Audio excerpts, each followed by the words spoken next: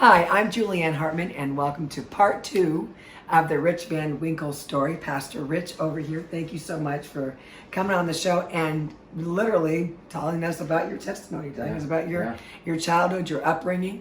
That's what I love about the journey, is that we get to dive in deep into people's lives and really get into the nitty gritty of the stuff and really find out, the dirt on everyone. Mm-hmm. But Pastor Rich is the most kindest, sweetest, most gentle man, and to hear his childhood and his upbringing, his teenage years, you're like, gosh, this isn't even the same person.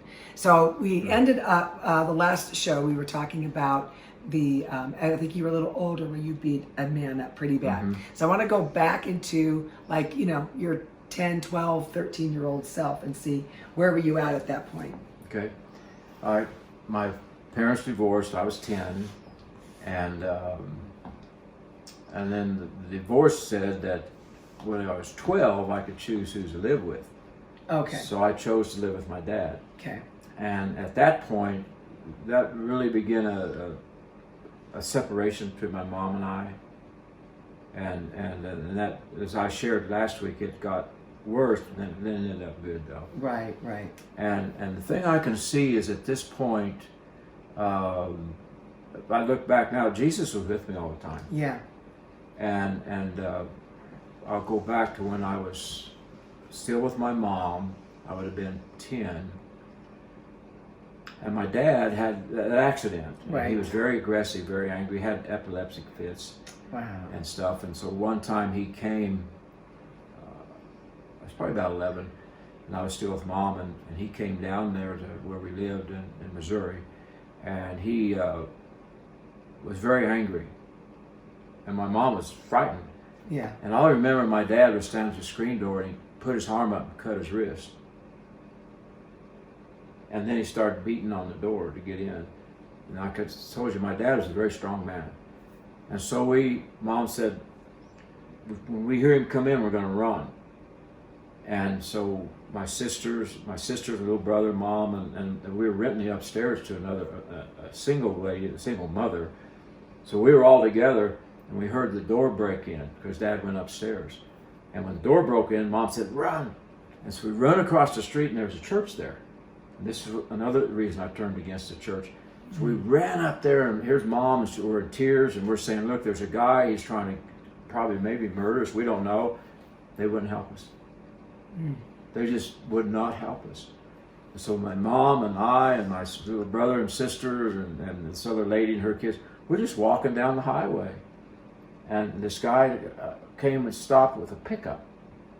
And Mom said, could you take us to downtown to this police station? So we all got in the back of that pickup and went down to the police station anyway.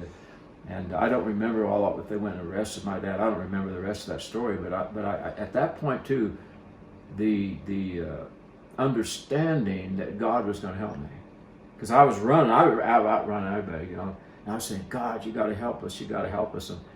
But then it began to develop a hate for the church, not the Lord, but the church.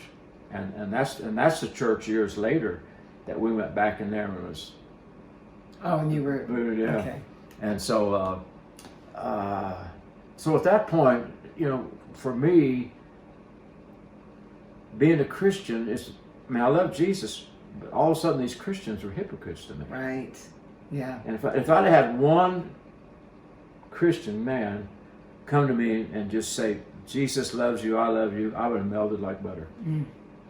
But they wouldn't come that way. If they come with a religion, I'm like, let's see how many it takes ushers to throw me out of this church. Right. I mean, and of course they wouldn't do it. They wouldn't mess with it. They were afraid of me. But anyway, that took place, and then when I went to live with Dad, I'd go back in the summer and live with Mom, and we were down in the Ozarks, and that was we used to, when I was 12, 13, 14.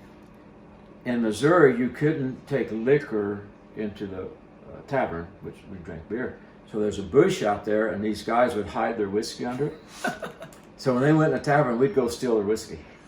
But that was a dangerous place in Missouri. I guess. Those guys could. We were one time there was 3 or 4 of us were all together and out in a place they called the Y. And this other guy was there, and he was kind of a smart aleck kind of guy. Well, we were about to take him out. Because that's the time we were carrying razor blades with us. Right. Well, all of a sudden, the other guy, we didn't know this, he called, and here comes all these cars. Where they were all their friends, and they worked in a mill, the lumberyard mill, and man, they came, and we knew if we didn't get out of there, we wouldn't get out of there alive, or if we did, we would wish we wasn't alive. So we got in our car and we took off. Here comes probably 7 or 8 carloads of guys after us. Oh my gosh, this sounds like a movie. It is. And I mean, they were going to hurt us too if they caught us. So I remember that bush where we used to get the whiskey. Mm-hmm. They took me and I think Billie Jean. We jumped out and rolled out and got up underneath that bush. Oh my God. And so we were all hiding. I don't know where the other guys went. And these guys were looking for us, and thank God they never found us. It would have been a bad scene. But so there's that fear and anger and hate. Yes. All mixed together. And with alcohol. And then you put alcohol on top of it. And so I would drink and I'd be happy for a while. But when you become an alcoholic, you don't know when to quit drinking. Right. You know, some people can drink socially and they're happy. I would get past the happy stage. Mm. And then I'd get very mean. Because that dark hate was in me so strong. And so a lot of my fights was out of that alcohol. Right. You mix all that's a dangerous thing. And so the way I dealt with someone is, all right, if I can't back you down, because I could back guys down, I'd go in the mirror and I'd practice looking mean. I would. I'd stare myself down like 2 boxers, you know. Yes. I could do it. I could stare big guys down because they looked at me, and so they knew they might win the meal, but I'm going to get a sandwich, and they weren't willing to give up the sandwich. I was willing to give up the meal, but so then when I was graduated from high school, I was 17. I graduated early. And my dad signed for me. I joined the Navy. Okay. And now, did you have any girlfriends or anything like that during high school? It's interesting. I'd pick girls up. Back then, okay. The hangout place was the old movies, right? The outdoor movies. Yes. We'd park in the back row, and that wasn't we weren't watching movies. Right. We were drinking, partying, making out. And so I'd just pick up girls at the movies and stuff. So what was I know that you're young, so there wasn't like a lot of a heart connection, but did you find that you were kind of disconnected emotionally from girls just because you would tap into that anger sometimes? And did you ever feel like you weren't able to connect with someone, to let someone have your heart? Probably that part. There's one girl that I really, we grew up together, her folks and we lived together. I mean, their parents and ours, we were together all the time, and she's the only one I really dated. Mm. And were you afraid to date, maybe? No, I didn't have any money. Oh, you didn't? That's serious. I have no money. That was so just rich. I was broke. Okay, so now you go into the Navy, and you probably felt that was probably the best place for you to go at that point. That was during Vietnam. Oh, okay. But did you have any dreams of like what you wanted to be when you grew up? Yeah, I wanted to be a gigolo. A gigolo? You need money. I'm serious. Oh, they need to pay you. That's right. I don't know what it was, but that's what we wanted to be. From gigolo to pastor. Yeah. Okay, that'll be the name of your book. Yeah. So our senior year, this is a true story. We put on a skit, all the seniors, and the thing was where we see each other 20 years from now. Oh. So Butch and I, my best buddies, his name is Butch. Okay. And like your best buddy. Yes, my best friend. So what the skit was this, they were all coming over to our house, okay? So we had couches all messed up, and we had beer cans laying all over the floor. And so they came in, and because their projection for Butch and I, 20 years down the road, we were just going to be drunken bums. Oh, well, that's So they would a good come in future. and, like, what do you do? Oh, I'm Right. a doctor now, and they tell us what to do. Right. Well, the thing was, Butch and I were drunk out of our mind. The beer cans on the floor was the ones we drank. So we were loaded. I mean, we were just, we're just a bunch of bums here. And so we were drunk as a skunk. And so that was the projection of our class for Butch and I. And by the way, he's born again, saved, and You know, you have like your books, and they'll say like, whatever, like the one to be the most successful, or Yeah. you like the one that was going to be I was the the one to biggest be the loser. most likely bum that drank all the time. Oh my gosh, that is really interesting. I would have never thought that. So then you go. So you really didn't have any aspirations. None. To do, like, you didn't want to. What did your dad do for work? Did you want to do what he did? My dad actually, when he got so he could work, he went to an upholstery school, Okay. and he opened his own upholstery shop. So you had no desire to help with that, or? I helped Dad and helped build a shop. In the meantime, though, my dad had remarried and my mom had remarried. And this is an amazing story. My stepmother is probably one of the sweetest Christian ladies you'd ever know. Well, she was 40 when her and Dad, on their honeymoon, she got pregnant. So I have a beautiful, wonderful sister, half-sister, who's really my sister. And then my mom, my stepdad, he was on Normandy, by the way, during World War II. Wow. And so he had a son, his name was Buddy, and he died of leukemia when he was 12. Well, when Mom and him got married, my mom actually had a partial hysterectomy. Oh. It was not supposed to even get pregnant. Well, she got pregnant. So that's like the Lord gave Juanita. She'd never had any children because her Right. husband had been wounded during the war. So he was unfertile. He couldn't, Right. And my stepdad then, it's like God restored to him a son. It's just beautiful, beautiful Yes. story. But anyway, then I joined the Navy because I didn't want to get drafted in the Army, because the Navy was my choice because of my dad. Right. And so just before I was getting ready to go in the Navy, I got in a fight with this guy. I'll never forget, he was a bridge construction worker. Okay. And they had come, they'd coming in, and he wasn't from the area, but they were building these bridges. Strong guy. And so I don't know, we were out in the street in these cars, and we were talking, and all of a sudden he was just pushing on me. So we got into it, and he picked me up and slammed me on the side, on the cement. This guy's strong. But I knew I was in a fight for my life, man, and I got him off of me, and I just beat the tar out of him. Oh my God. But then that compassion kicks in. And so I let him up. And he was mad. I'm going to get my gun. I said, get it. I looked him right in the eyes. I said, if that bullet doesn't kill me, I'm going to kill you. Oh my I meant gosh. it. I meant it. And he looked at me, and he didn't get his gun. But like, what was that fight over?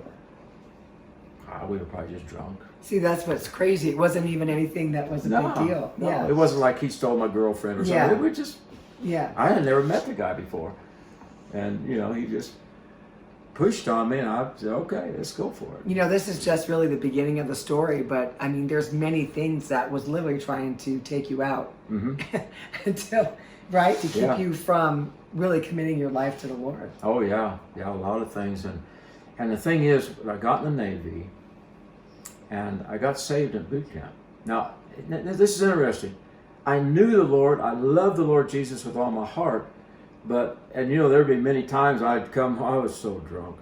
It's one of those times when you lay your head on the stool because it was cold. Oh, gosh. I'm laying there. Oh, it feels so good. But I'd be crying. I said, Jesus, forgive me. I'm just such a mess. And I'd go back and do it again. But when I got in the Navy, I got saved. And it was in January of 1966. And I mean, I had a radical conversion. I mean, I just totally changed. It was just like, I was a new creation. Wow. But who led you to the Lord? Nobody. How did it happen then? Had a little I'll tell you this, I'll meet this guy in heaven. When we were in an induction center in Kansas City, Kansas, this little old man in a black coat, he came and handed us those little Gideon Bibles. Right. I've still got that Bible. Oh my gosh. So in boot camp, of course I would watch Billy Graham and stuff, but in boot camp I took that Bible and I prayed the center prayer at the bottom of it, and you signed when you did it. Right. Okay. But at that point then, I was born again. It's like, I knew the Lord, I loved Him, but I wasn't born again. Mm-hmm. But when I got born again, I had a tremendous conversion. And just before I got out of the Navy, the Lord came to me and spoke to me. And here's the thing. When I got saved, I'd go out at night in this gazebo, and Jesus and I would talk face to face. Oh, wow. Just like I'm looking at you. Mm-hmm. And so I came, and one of my buddies was Assembly, but he was Assembly of God. And so he said, "What are you doing?" And I said, "Well, out there talking to Jesus." And that's what Christians do. And he says, "You can't do that." I said, "What?" So we went and told his pastor, and he come back and said, "My pastor said, you can't do that." Well, Okay. see, here's what happened. At that point, that doubt started entering into me. Oh my gosh. I didn't realize it at Yeah. the moment, but it started happening. And then, I continued with the Lord and then before I got out of the Navy, the Lord spoke to me.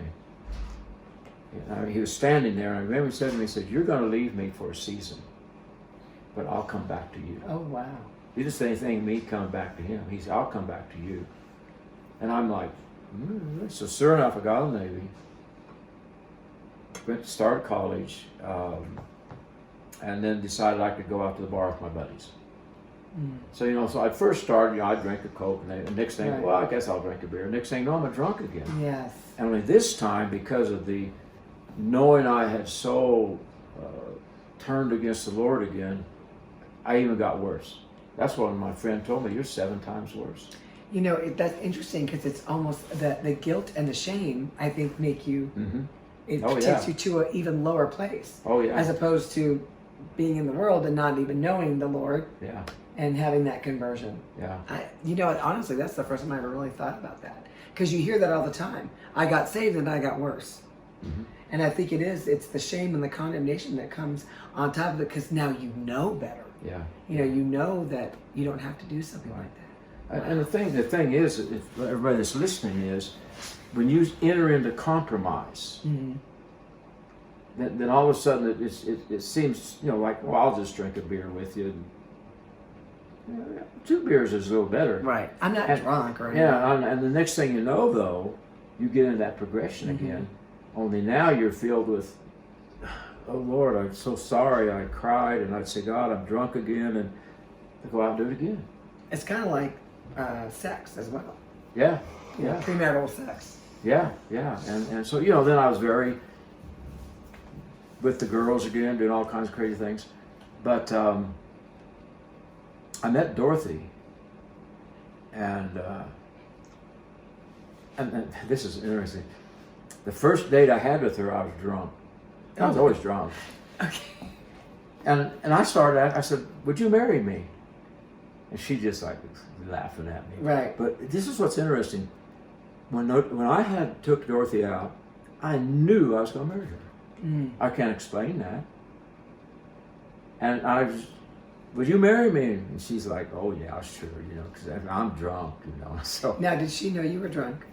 Oh yeah. Oh, okay. So she's. Yeah. So how old were you guys? 20. Yeah, probably 20. Mm. And so what happened then is, but see, this is what happened too, clear back when my mom and dad divorced. I began to fathom, and I had this little guy with me, I told you. Right. And I began to daydream of me dying. And I could see my parents coming, and I'm in my coffin, and they're like, "Oh, our boy is gone," and I saw them get back together, and Wow. so I would begin to visualize myself dying, thinking that if I could die, they would maybe wake up to what, that they still love each other. Right. So I started dreaming that, and then I began to fantasize dying, how I was going to kill myself. And I did that for years, probably 10 years. And so I began to move into that mode of I was driving a car and I was going over an underpass, and I was going to, I'll just run into the bridge, Right. cement side. Right. But then all of a sudden I'm like, but what if I'm one of those guys that don't die? You know? Yeah. And I'd be a vegetable. Yeah. And what if you killed somebody else? Yeah. Well, I didn't think about that. Oh, I didn't care about anybody. See, you may not want to hear this, some of you, but if you're suicidal, you only care about yourself. Right. You don't care about anybody else. Yeah, it's all about me. And so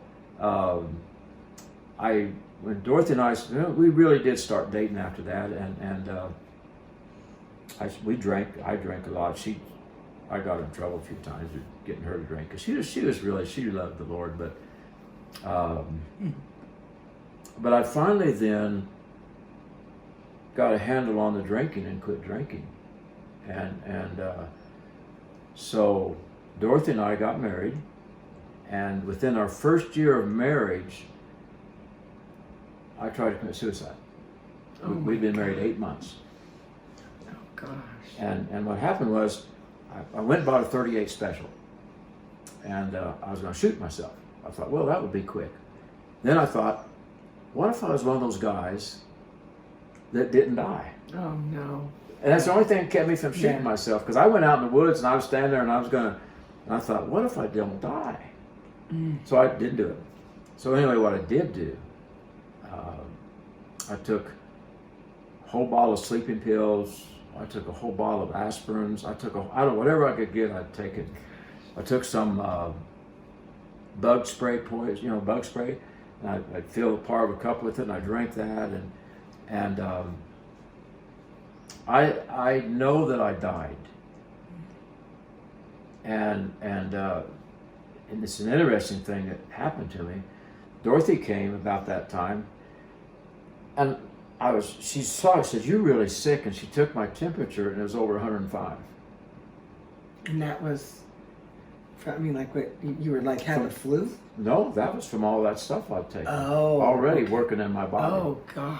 And so it scared her so bad when she shook the thermometer, it flew out of her hand and broke. So she ran to get another thermometer, and in the process, it's interesting, for some reason I looked into a mirror, and I didn't see me, I saw Satan. The most ugly, I don't know if it's him or maybe a demon, it was the most ugly face I'd ever seen looking back at me. And all of a sudden I was just, I probably died, because I was in this black place, and the Lord, I was crying out to the Lord, and the Lord is interesting. It's like I was looking up out of this dark tunnel, and the light shined, and here's what the Lord said. He said, "What have you done to your wife?" He said it 3 times. "What have you done to your wife?" And I come out of it, and so I called my best buddy, who was my best man, and he came and got me, got at the hospital, and the doctor, too late to even do anything to pump my stomach. He said, "Son, you took enough medicine to kill a horse." He said, "You shouldn't be alive." Okay, we're going to stop there. Wow, imagine that you just get married. You're in your 20s, you're like 20, and your husband tries to kill himself. I don't even know, how do you go on from there? Well, you're going to find out, because you have to tune into episode 3. Thank you guys so much for joining us. Pastor Rich can be found at the Shepherd's House in Lewisville, Texas. It's an awesome church. He is such a great teacher. When you go to that church, you feel the presence of the Lord immediately. Their daughter does the worship, and we always tell everybody, if there's something about it, it's not it's not a Hillsong, it's not a Bethel, but the minute your daughter puts her hands on those keys, the room, everything changes. Amen. And you literally, you feel the presence of the Lord in that place. And then of course the teaching is awesome too. So we just love you, and we're so glad that you are on this journey with us. If you did miss the first episode, please go back so that you can catch up to this one, and make sure you come back next week for the 3rd episode. Thank you so much. I love you, and I'll see you next week. Bye-bye.